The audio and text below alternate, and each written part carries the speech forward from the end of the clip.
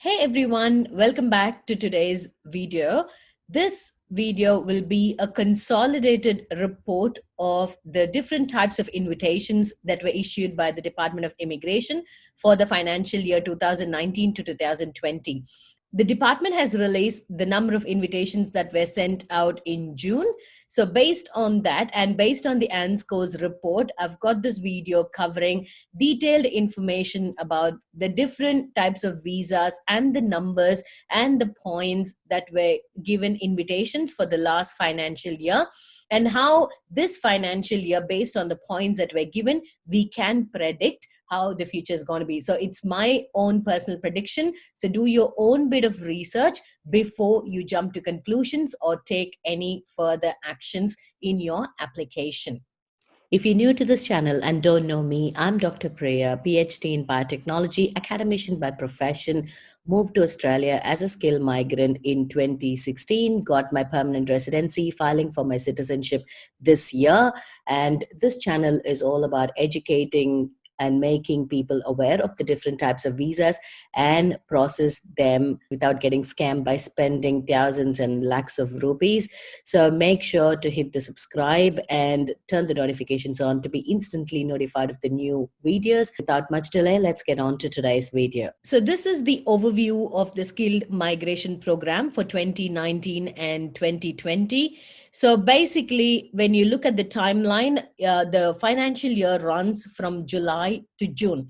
So if you look at July, we had a subclass regional visa, which is 489, which was active and which was stopped by mid-November 2019. And then they replaced that with a new visa called 491 for independent applicants and 494, which is employer-sponsored visa.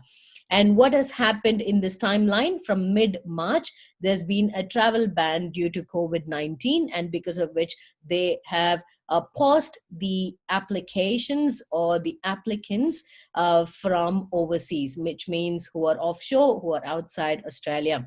So this is the quick timeline of events, whatever we have discussed. And we are looking at, these are the crucial updates that has happened in November 2019. So introduction of 491, 494, and also definition of regional Australia. That is a major crucial step. So 491 visa holders are much more blessed and much more lucky compared to the 489 visa holders, where you're bound to one particular states with certain postcodes. Whereas people who are planning to apply now for any regional visa, you can move, you've got the flexibility to move anywhere other than Sydney, Melbourne, and Brisbane. Now, personally, if you ask me, look at the scenario of the bushfires, look at the scenario of the COVID outbreaks now, corona outbreaks. Even yesterday, Melbourne has recorded close to 300 new cases, 9 deaths. That's because of the density of the population, which is similar to India, where you can't control people movement, where you can't control people limiting themselves at home. And the travels, it's like Mumbai and Chennai, you run and get a bus. So it comes to personal preference. Of course, I know it's got its own merits in terms of job occupation, in terms of the employment opportunities, in terms of the city buzzy lifestyle, if you're that kind of a person. But once you move here, I'm pretty sure you'll get used to the outback, relaxed kind of a lifestyle here. But again, disclaimer, it comes to your personal choice. It's my personal opinion that I would never ever settle somewhere in Sydney. Probably I would consider Melbourne due to the ambience, and due to it's little bit quieter compared to Sydney, and it's all self sufficient in terms of the suburbs when you classify the eastern Melbourne or western Melbourne. But it comes to a different personal perspective. And then coming back, so there's been a changes to the point test based on the partner's qualification, based on regional visa. So I've got a separate video on it. Make sure to check that out. And travel ban from the mid-March. Now, looking at the number of visas that were issued, you can see that this is skilled independent 189. So we have 7,072 roughly visas that was given in the last financial year. And you look at the 491, which is the family regional visa, which is like 1,048 and 489 300. So totally 9,500 invitations were sent out. So this is all listed in the Department of Immigration's report. Make sure to check that out if you need more authentic, reliable source of information. I found this article very interesting and useful because it's like a consolidated report of the entire financial year and how we have moved. So we will move to the points course, because I know all of you are keen on knowing the minimum points that went out for every invitation. So if you look at how it started with July, so it started off with 80 points. And then when you look at December, that's when the point system was very, very crucial.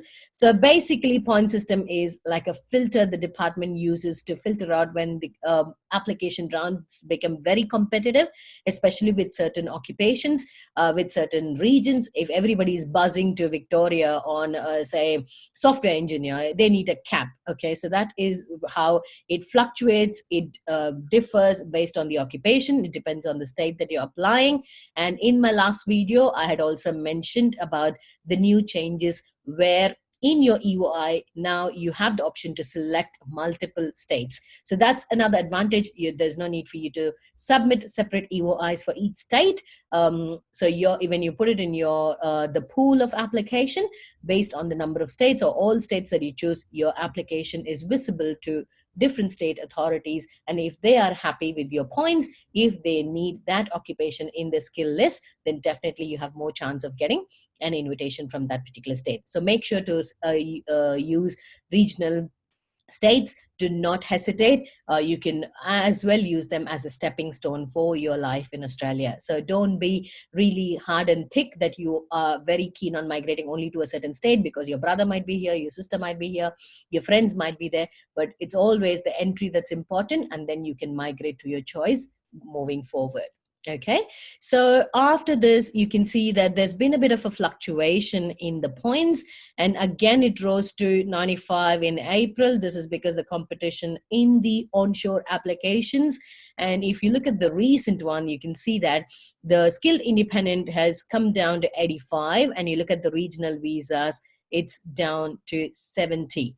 Now, the reason why in all my videos, I insist that regional visas are a thing, or it is more what's the right word? You have more chance of getting an entry into Australia with a regional visa. The simple reason, or the temporary visas, the reason being the government is investing so much of money and efforts and planning and strategies in moving or migrating the population to regional areas and develop them. So when you a preference and when you put yourself in that position where you are interested in a regional visa, they're more than happy to give you an invitation. But if you're keen on already overpopulated area where they want to restrict people coming in, then the chance is less compared to regional visas. So like I said, now you have more freedom to migrate between different states. So make best use of the 491 visa, because there's more chance of you getting more out of it.